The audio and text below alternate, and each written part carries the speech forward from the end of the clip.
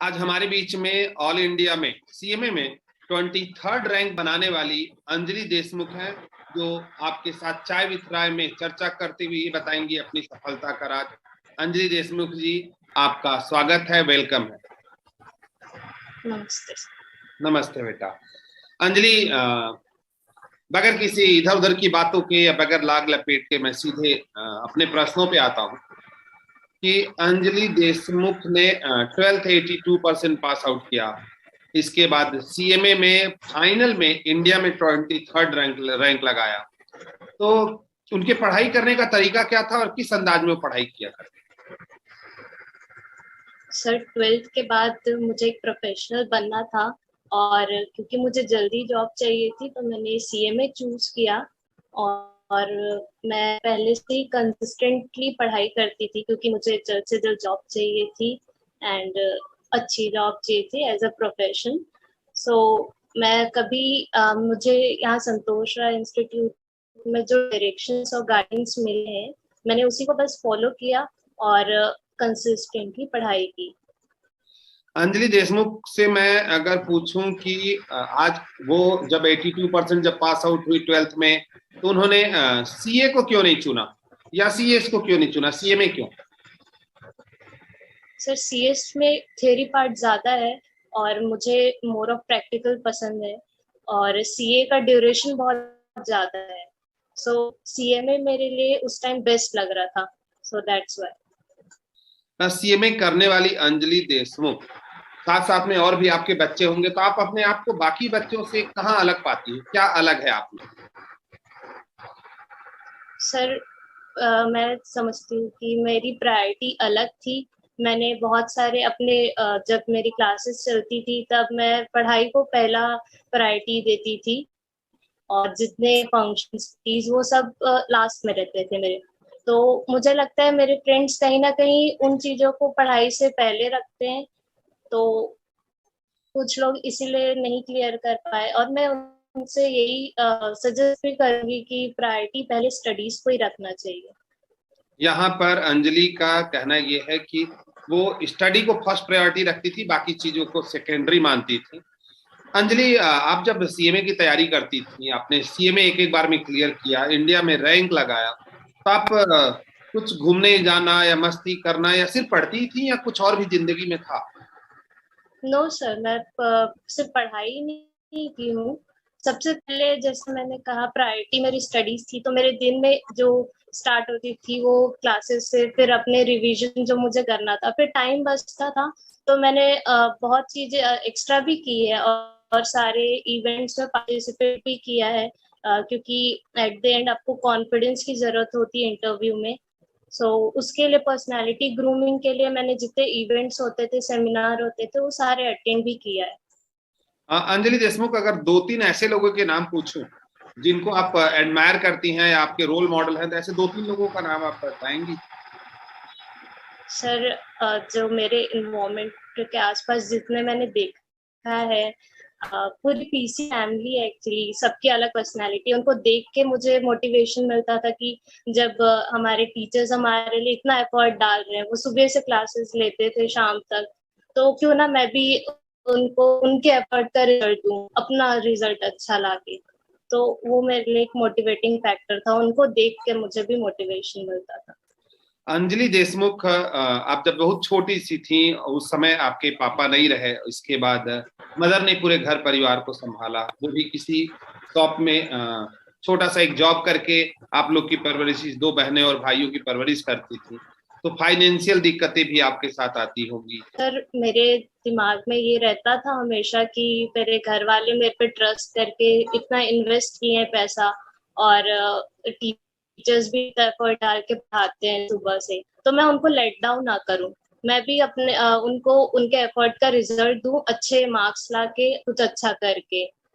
Mummy अकेले काम करती हैं तो फीस की प्रॉब्लम तो होती ही थी, तो मैंने मिट्टू मैम से बात की, फिर उन्होंने भी बहुत हेल्प किया, राय सर ने हेल्प किया, फिर ऐसे करके मैं एडमिशन तो ले ली। फिर मैंने पढ़ाई स्टार्ट की, 11th भी वहीं पढ़ी, 12th भी पढ़ी, फिर सारे सीएमए फाउंडेशन इंटर फाइनल सब मैंने वहीं से किया और उन्हीं के डायरेक्शन। इच्छा जाहिर की कि मैं सीएमए करूँगी, तो उस समय तो स्थिति बहुत ही कमज़ोर था, ठीक नहीं था। अब क्या करूं, कैसा करूं, ऐसा टाइप का हो गया था। लेकिन इसकी इच्छा को भी देखना था और पढ़ाई में भी बहुत अच्छी है। तो मिठू मैम, संतोष राय सर से कोचिंग गई बात करने के लिए, तो फिर उन्होंने सपोर्ट किए। संतोष राय कोचिंग को बहुत बहुत धन्यवाद, जो इस तरह से हमारा सपोर्ट किए। आज जो बच्चे कॉमर्स लेके पढ़ रहे हैं या सीएमए कर रहे हैं, क्योंकि आप सीएमए फैटर्निटी की हैं, तो सीएमए जो बच्चे कर रहे हैं उन बच्चों को अगर संदेश देना होगा कि कैसे पढ़ाई करें या क्या करें, तो 2-4 लाइन में आप क्या कहते हैं? सर मैं यही कहना चाहूंगी कि पढ़ाई अभी बहुत जरूरी है। आपके पार्टीज, फ्रेंड्स, फोन चलाना, कहीं नहीं जाएंगे, उसको बाद में भी कर सकते हैं, पर जो अभी एग्जाम होने वो होके ही रहे और आपको देना पड़ेगा। तो पहली प्रायोरिटी आपकी पढ़ाई ही होना चाहिए, उसके बाद कुछ और। सेकेंड थिंग, आपको कंसिस्टेंट होना पड़ेगा, हैबिट डालना पड़ेगा इस रूटीन फॉलो करने की। एंड थर्ड, अपॉर्चुनिटीज जो मिलती है हमें कहीं सामने बोलने का, पब्लिक स्पीकिंग में या कुछ भी इवेंट, सेमिनार, परफॉर्म करने का, उसको क्रैप करना चाहिए उस अपॉर्चुनिटी को। फिर से मैं इधर उधर से हट के फिर आपको ले आऊंगा उस जगह पे कि ऐसे अगर 2-3 नाम या 4 नाम या एक नाम जो भी आपको फैसिनेट किए या करियर में आगे बढ़ने के लिए या किसी और तरीके से, वो 2-3 नाम कौन से होंगे आपकी जिंदगी में? सर पहले तो मेरे घर में जो मेरे भाई है वो, और सेकंड पीसी फैमिली में जो मिट्टू मैम है, मिट्टू मैम ने भी अब बहुत स्ट्रगल किया है। हमारे लिए इंस्पिरेशन है मैम।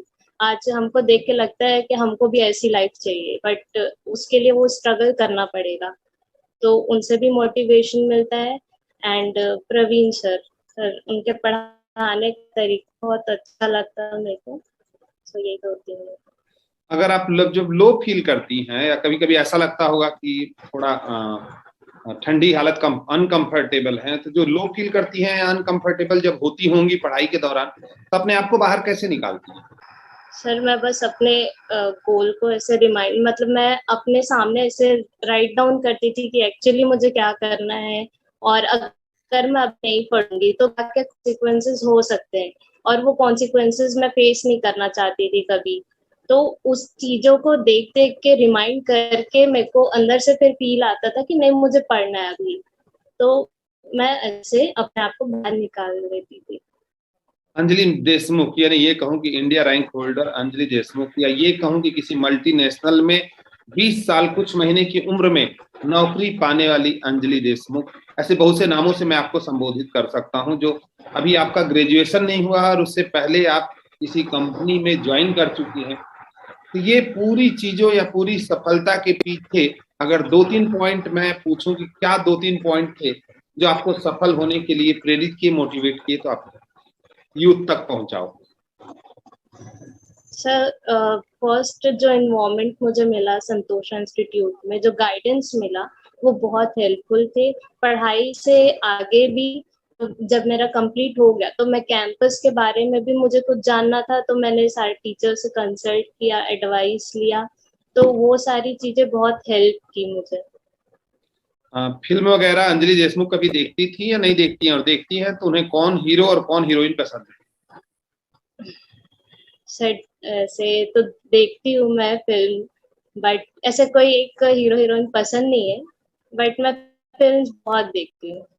फिल्म बहुत लेकिन वो भी जब मैं, ये सर, जब मेरी क्लासेस चलती थी तभी भी मैं देखती थी, बट जब मेरा डेली कोटा रिवीजन का खत्म हो जाता था तब मैं फिर मूवी देखती, चाहे वो लेट नाइट क्यों ना हो।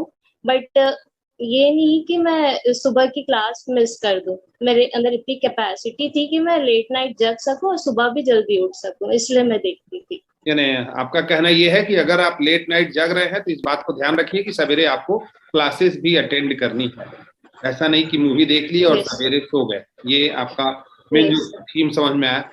आज अगर मैं फिर से उन्हीं वापस प्रश्नों पे आऊं तो अगर 2-3 लाइन में बताना हो कि आज जो बच्चा पढ़ रहा है उसको कौन कौन से मेन पॉइंट ध्यान रखना चाहिए? सर फर्स्ट प्रायोरिटी मैंने एक्सप्लेन किया पूरा किया। हाँ, second consistency and third personality development. यानी अपने आप को पर्सनालिटी डेवलपमेंट के लिए अंजलि क्या करना चाहिए? आप यूथ को क्या बोलेंगे, कैसे पर्सनालिटी डेवलपमेंट का क्या होना चाहिए? सर जहाँ अपॉर्चुनिटी मिले आपको प्रेजेंट करने का, वो क्या है, इवेंट कुछ हो रहा है तो उसमें पार्टिसिपेट करें, वही सारी चीजें ऐड ऑन होती है। आप इंटरव्यू के पहले एक ओवरनाइट कॉन्फिडेंस डेवलप नहीं कर सकते, यही टाइम है कि आप धीरे धीरे अपने ऐड करते जाए, कॉन्फिडेंस बढ़ाते जाए ताकि इंटरव्यू तक पूरे प्रिपेयर्ड हो सके। आपको नहीं लगता यूट्यूब देख के बच्चों को लगता है कॉन्फिडेंस डेवलप हो गया? तो यूट्यूब में बहुत सारी चीजें हैं, बहुत सारे मोटिवेशनल पार्ट हैं, तो उसको देख के भी लगता है बच्चों को कि कॉन्फिडेंस मेरा आ गया, मैं तो बहुत कुछ कर सकता हूँ। आप क्या सोचती हैं? नहीं सर, वो देख के बस दिमाग में चलता है हाँ हम कर सकते, बट जब करने की बारी आती है तब नहीं बोल पाते हम। कहीं सामने ऑफ द स्टेज काफी प्रिपेयर करते हैं हम, बट जब सामने जाते हैं तब बोल नहीं पाते। तो वो जो बोलने की प्रैक्टिस होना चाहिए, वो आपको बहुत जगह मिलती है अपॉर्चुनिटी कि सामने आके बोले। एटलीस्ट फर्स्ट टाइम नहीं अच्छे से होगा, लेकिन बोलते जाए तो वो इम्प्रूव हो जाता है। अंजलि तो सिर्फ देशमुख यूट्यूब देखने से नहीं होगा, आपको बोलना पड़ेगा प्रैक्टिकली। फिजिकल, आपको जो भी क्लासेस या जो भी पार्ट होता है वो अटेंड करना पड़ेगा। अंजलि देशमुख, जब मम्मी कई बार काम करके आती होगी और मम्मी थोड़ा थकी रहती होगी, या आपकी बहन और भाइयों ने भी बहुत सपोर्ट किया, आप मिट्ठू मैडम का नाम ले रही थी, उन्होंने सपोर्ट किया, तो जब मम्मी कभी थकी आती होगी तो उनके चेहरे को देख के या उनकी थकान को देख के आपके मन में क्या आता है? बस यही सर कि जल्द से जल्द आराम देना है इनको, मेरे लिए ही वो कर रही है, तो मुझे भी उनके इतने एफर्ट का रिटर्न देना उनको जल्द से जल्द। Thank you. ये है अंजलि देशमुख जी, आज चाय विद प्राय में हमारे बीच में थी और आप लोगों को बहुत सारी छोटी छोटी बातों को बताया। फिर हम अगले चाय विद प्राय में किसी नई शख्सियत, किसी नए स्टूडेंट, किसी नए लोगों के साथ मुलाकात करेंगे। तब तक all the best, good luck.